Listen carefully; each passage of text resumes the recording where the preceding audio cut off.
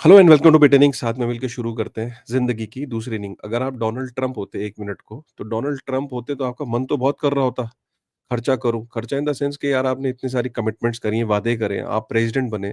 आपका मन क्या कर रहा होगा इस वक्त? मन ये कर रहा होगा कि यार जो मैंने वादे किए ना उनको पूरा कर दूं। पूरा करने के लिए ऑब्वियसली किसी भी पॉलिटिशियन को पैसे चाहिए होते हैं। पैसे वो कोई घर से नहीं लेके आता है, पैसे वो जो इकोनॉमी के अंदर होते हैं, उसी पैसे के अंदर से उसको वो पैसा यूज करना होता है। लेकिन वो ऑब्वियसली क्योंकि ऑलरेडी डेफिसिट में होता है। डेफिसिट में अगर आप यूएस की बात करो तो डेट टू जीडीपी रेशियो में उनकी जो जो पैदावार है, जो उनका प्रोडक्शन है गुड्स एंड सर्विसेज का, वो कम है। लेकिन जो देनदारी है वो ज़्यादा है। तो नॉर्मल आदमी की तरह आप सोचो कि मेरे खर्चे ज़्यादा हैं, आमदनी कम है, मैं और खर्चे कैसे पालूँ, राइट? तो मैं क्या कहता हूँ कि यार मेरे पास तो वो बहुत ताकत होती नहीं प्रिंट करने की, लेकिन जो ये सरकारें होती हैं, प्रेज़िडेंट्स होते हैं, इनके पास क्या होता है, प्रिंटिंग मशीन्स होती हैं। इसको लिटरल सेंस में मत लेना, क्योंकि आज की डेट में प्रिंटिंग मशीन का मतलब है कि एक डिजिटल कोड आप डाल दो कंप्यूटर के अंदर। जब आप डिजिटल कोड से पैसे को प्रिंट कर सकते हो। फ्रैक्शनल बैंकिंग का ज़माना है। राइट? कि बैंक में अगर $1 अगर आपने जमा किया तो $1 की जगह आप $9 क्रिएट कर सकते हो डिजिटली। राइट? तो ये वो ज़माने में हम जी रहे हैं। तो इसको लिटरली मनी प्रिंटिंग ही कहते हैं। ऐसे ही समझिए कि जैसे पुराने ज़माने में अगर डिजिटल ज़माना नहीं होता, तो हम उस समय में अगर मनी को प्रिंट कर पाते, तो ऐसे ही सरकारें मनी प्रिंट करती। लेकिन पहले के ज़माने में गोल्ड पे चलता था ज़माना, तो मनी प्रिंट नहीं कर पाते थे। खैर मैं ये इतने डीपर टॉपिक पे नहीं जाऊँगा, आज का टॉपिक वो नहीं है। मेरा कहने का मतलब है आप डोनाल्ड ट्रंप की स्थिति को समझिए। कि वो खर्चा करना चाहता है, लेकिन यहाँ पे इन्फ्लेशन रुकने का नाम नहीं ले रही है। और अभी जो लेटेस्ट इन्फ्लेशन के नंबर आए, उससे ये पता लगता है कि अरे यार! अब इसको पैसा कैसे मिलेगा? पैसा डोनाल्ड ट्रंप को चाहिए, उसको पैसा देगा कौन? उसको पैसा देगा फेड। जैसे हमारे यहाँ पे पॉलिटिशियंस होते हैं इंडिया में, वो एक क्लोज़ काम करते हैं आरबीआई के साथ। आरबीआई और जो एक आरबीआई पार्लियामेंट की बनाई हुई एंटिटी होती है, सरकार ने नहीं बनाई होती। पार्लियामेंट पार्लियामेंट के थ्रू बनी एक एंटिटी। राइट? वो इंडिपेंडेंट एंटिटी होती है, लेकिन सरकार को और आरबीआई को मिलके साथ में काम करना पड़ता है। और उधर अमेरिका में अगर डोनाल्ड ट्रंप को कुछ करना है तो उसको फेड के साथ मिलके काम करना पड़ता है। अब जब वो पैसे माँगता होगा कि यार मेरे को पैसे चाहिए, पैसे चाहिए, पैसे चाहिए, तो कहता होगा भाई इन्फ्लेशन देखो इकोनॉमी में। अगर मैंने इन पैसे ज़्यादा प्रिंट कर दिए तो मार्केट के अंदर इन्फ्लेशन और बढ़ जाएगी। तो यही हुआ। अब अमेरिका के अंदर अगर मैं आपको इन्फ्लेशन का नंबर बताऊँ, तो इन्फ्लेशन का नंबर अगर दिन-प्रतिदिन बढ़ता चला जा रहा है। आप ये देखिए कि 2021 पहले हम चलते हैं, 30 सितंबर से चलते हैं। 30 सितंबर में 2.44% था, उसके बाद ये 2.60%, 2.7, 2.89 और अब 3% है। इसको आप इस तरीके से लेके चलो कि कोविड में एक ज़माने में ये 9% के आसपास भी था। ये देखो 9.06% 30 जून 2022। इसको ये कम करते अब इसको लेके आए, लेकिन यहाँ बीच में इन्होंने कंट्रोल किया। 2023 में 30 जून को 2.97 पहुँचा और 2.97 के बाद ये फिर बढ़ा, फिर इन्होंने कंट्रोल किया। इसको 30 सितंबर तक ये रेट हाइक करते रहे, कंट्रोल में लेके आए। लेकिन जैसे ही इन्होंने अब क्वांटिटेटिव ईजिंग जिसे कहते हैं कि मनी प्रिंटिंग अलाउ करी थी, आपने देखा होगा रेट कट्स करे थे, तो 2.44% के बाद अब ये इन्फ्लेशन का नंबर बढ़ता चला जा रहा है। तो जब इन्फ्लेशन का नंबर बढ़ रहा है तो डोनाल्ड ट्रंप कर रहा है मुझे तो चाहिए भाई पैसे, मैं तो अभी तो नया प्रेसिडेंट बना हूँ, मेरा क्या होगा? तो उसने बोला भाई आपको कुछ आउट ऑफ द बॉक्स सोचना पड़ेगा। तो डोनाल्ड ट्रंप ने क्या करा? डोनाल्ड ट्रंप ने बोला कि पुतिन को फ़ोन लगाता हूँ। पुतिन को फ़ोन लगाने के बाद उसने नेगोशिएशंस शुरू कर दिए वहाँ पे कि यूक्रेन की वॉर को रोकते हैं यार, कुछ करो यार। इसको करने से क्या फ़ायदा होगा? यूक्रेन की वॉर अगर रोक देंगे। यूक्रेन की वॉर की चलो इस पे भी बात कर लेते हैं। देखो ये किस लेवल की पॉलिटिक्स चलती है दुनिया में वो समझो। अगर यूक्रेन की वॉर रुक जाती है तो जो पेट्रोल जो रशिया से आता है, जो गैस, डीज़ल ये सब जो चीज़ें आती हैं, सप्लाई चेन इम्प्रूव हो जाएगी। यूएस का भी जो खर्चा है मिलिट्री में वो रुक जाएगा। उसकी और वहाँ पे जो सप्लाई चेन्स इम्प्रूव होगी, गैस और तेल और ये चीज़ें सस्ती होंगी, कमोडिटी सस्ती होगी। जब चीज़ें सस्ती होंगी तो ऑब्वियसली इसके इंटरनेशनल मार्केट्स में इसको इसका फ़र्क पड़ेगा और जब फ़र्क पड़ेगा तो सप्लाई चेन जब ईज़ आउट होंगी तो ऑब्वियसली चीज़ों की जो दाम है वो नीचे आएँगे। अभी काफ़ी सारी चीज़ें इसलिए भी महँगी हैं पूरी दुनिया में, ख़ासकर अमेरिका में, कि क्योंकि यूक्रेन उसने देखो गज़ा की और उसने जो जो बाकी वॉर्स है मिडल ईस्ट में भी वो एक रोल प्ले कर रहा है। वॉर वो रुकवाने की कोशिश कर रहा है कि वहाँ पे एक फ्रंट उसने रोका, अभी दूसरा फ्रंट रोक देगा, तो थोड़ा-सा ईज़ आउट होगा। जब ईज़ आउट होगा, तो फेडरल रिज़र्व ये कह सकता है, हाँ ठीक है, अब इन्फ्लेशन थोड़ी कंट्रोल में आ गई है, अब बताओ कितने पैसे चाहिए, मैं प्रिंट करता हूँ। ये स्ट्रैटेजी है और यही कारण है कि अभी आपको मार्केट के अंदर करेक्शंस देखने को मिल रही हैं क्योंकि लोगों को ये लगता है कि भाई ये अब ये इन्फ्लेशन का नंबर हाई आया है, अब यहाँ पे मनी प्रिंटिंग नहीं होगी तो क्रिप्टो, स्टॉक्स ये सब चीज़ें नहीं बढ़ेंगी। क्लैरिटी होगी, बहुत आसान शब्दों में मैंने आपको समझा दिया इस वक़्त चल क्या रहा है।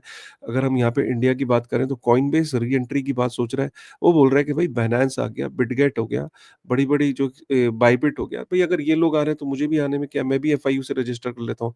अच्छी खबर है ये कि कॉइनबेस भी एंट्री मारने की सोच रहा है। उसके बाद जो यहाँ पे दूसरी इम्पोर्टेंट चीज़ है कि जापान के अंदर सोचो कि जापान के अंदर 55% जो मैक्सिमम टैक्स था जो लगता था क्रिप्टो के ऊपर, 55% के आसपास लगता था, उसको गिरा के 20% टैक्स पे लेके आ रहे हैं कि 20% इनकम टैक्स लगेगा क्रिप्टो के प्रॉफिट गेन्स पे, similar to security, stocks, ETFs, capital gains पे जैसे लगता है, वैसे ही ये यहाँ क्रिप्टो में लगाने की बात चल रही है।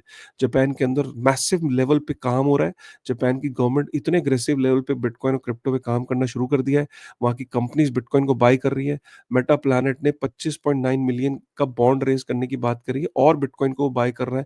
मेटा प्लैनेट वहाँ की माइक्रो स्ट्रैटेजी है और मेटा प्लैनेट को देख-देख के वहाँ की एक और कंपनी है एसबीसी मेडिकल करके जो वहाँ पे ज लेटेस्ट है जो जापानीज़ फर्म जो वहाँ पे बिटकॉइन को अपने बैलेंस शीट पे बाय कर रही है।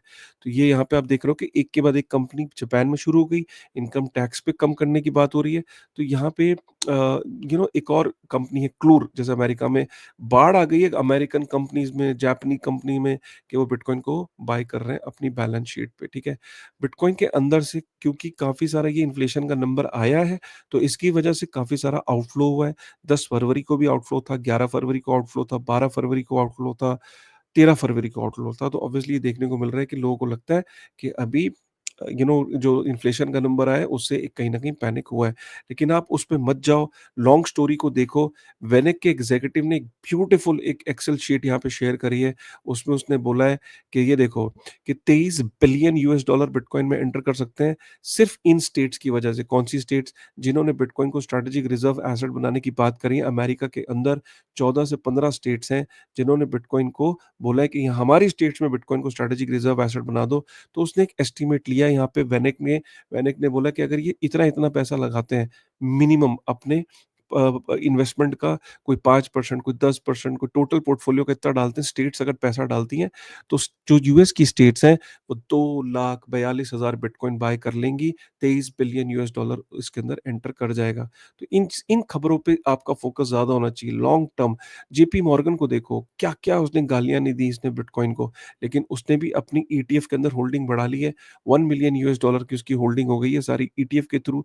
अभी भी वो बिटकॉइन को, क्रिप्टो को लेके कंफर्टेबल नहीं है। अभी भी वो टेदर जैसी कंपनियों को गालियाँ दे रहा है, लेकिन साथ में वो अपनी इन्वेस्टमेंट को भी जारी रख रहा है। और यहाँ पे आप ये देखो कि 30% सेंट्रल बैंक्स ने डिले कर दिया है सीबीडीसी का प्लान, क्योंकि आप ये देखो कि उनको कि इसकी अडॉप्शन कौन है, लोग यूज़ नहीं कर रहे हैं, लोग डिमांड नहीं कर रहे हैं। प्लस इसको अगर हम पब्लिक ब्लॉकचेन पे नहीं लाएँगे, तो सीबीडीसी को रन करना बहुत महँगा भी होता है। सर्वर कॉस्ट और बहुत उसकी जो रनिंग कॉस्ट है बहुत हाई होती है। पब्लिक ब्लॉकचेन पे लाना नहीं लाएँगे तो सीबीडीसी किस बात की? तो सीबीडीसी को इसलिए 30% सेंट्रल बैंक्स ने डिले कर दिया है। मैंने इंडिया का भी काफ़ी महीनों से अपडेट नहीं सुना है। आई डोंट नो कि इंडिया के सीबीडीसी पे क्या अपडेट है? अभी तो बहुत दिनों से कोई अपडेट सुनने को नहीं मिल रहा है। ऑल्ट कॉइन्स ने 234 बिलियन यूएस डॉलर लूज़ किए हैं। क्या ये मीम कॉइन की वजह से? क्योंकि और मीम कॉइन सारी लिक्विडिटी सक कर रहे हैं। हमने कल भी देखा कि जो सीज़ी का जो डॉग है, ब्रोकली, उसके ऊपर कितने सारे मीम कॉइन्स लॉन्च हुए और ब्रोकली के ऊपर हमने देखा कि उसने कितना मार्केट से लिक्विडिटी को सक किया। मेटा प्लैनेट की ये खबर है और यहाँ पे ये पीपीआई है, पीपीआई भी बढ़ रहा है। जैसे सीपीआई होता है, वैसे ही होलसेल प्राइस इंडेक्स भी यूएस के अंदर बढ़ रहा है। तो हमने ये देखा है कि काफ़ी सारी जो मार्केट के अंदर लिक्विडिटी है, कल भी हमने देखा कि सीज़ी ने अपना मीम कॉइन लॉन्च नहीं करा, लेकिन जैसे ही उसने अपना जो पेट डॉग है ब्रोकली, उसकी फ़ोटो डाली और फ़ोटो डालने के बाद कितने सारे वहाँ पे मीम कॉइन्स उस ब्रोकली के क्रिएट हुए और कितने सारे और कई कॉइन्स वहाँ पे डंप हुए। तो ऑलरेडी मैं ये देख रहा हूँ कि मीम्स का एक कॉम्पिटिशन शुरू हो चुका है। पहले सोलाना पे था, अब वो बायनांस पे हो गया, बीएनबी चेन पे हो गया और कल को हो सकता है पॉलीगॉन पे, ऑरिजिन पे हो। तो अभी तो भाई मीम का ज़माना है और काफ़ी सारे कॉइन्स अपने आप को मीम्स में लेके आ रहे हैं। ये ऐसा टाइम है जब अमेरिका का प्रेज़िडेंट जब मीम लॉन्च कर सकता है, तो एक तरीके से सबको ग्रीन सिग्नल, एक मिल गया है, भैया तुम भी करो, बहती गंगा में सब हाथ धो रहे हैं। तो जब इसकी वजह से ऑल्ट कॉइन्स जो फंडामेंटल कॉइन्स हैं, उसके ऊपर जो एक रुझान था, एक विश्वास था, वो कहीं न कहीं अभी for the timing nobody cares कि यार होगा यार, अभी तो मुझे मीम में जाने दे। लेकिन एक टाइम आएगा कि लोग जब यहाँ पे हाथ जलाएँगे, जब बहुत हर कोई आदमी मीम लॉन्च कर रहा होगा, तो मीम एक कमोडिटाइज़ हो जाएँगे और जब कमोडिटी कोई चीज़ हो जाती है, तो वो आम हो जाती है और जब आम हो जाती है, तो वो वैल्यू खो देती है और जब वैल्यू खो जाती है, तो लोग कहते हैं कि यार ये बताओ कि रेयर क्या है? और रेयर बिटकॉइन है, ठीक है ना? तो ये मैं समझाने की कोशिश कर रहा हूँ, ये एक साइकिल है। साइकिल के कौन से पार्ट में आप हो? आप शुरुआती पार्ट में हो। साइकिल एंड जाके होनी उसी पे है कि भाई ये बताओ रेयर क्या है? ठीक है ना? With this thought thank you very much. Video पसंद आया तो एक बारी शेयर करेगा, लाइक करेगा, कमेंट करेगा। Thank you very much.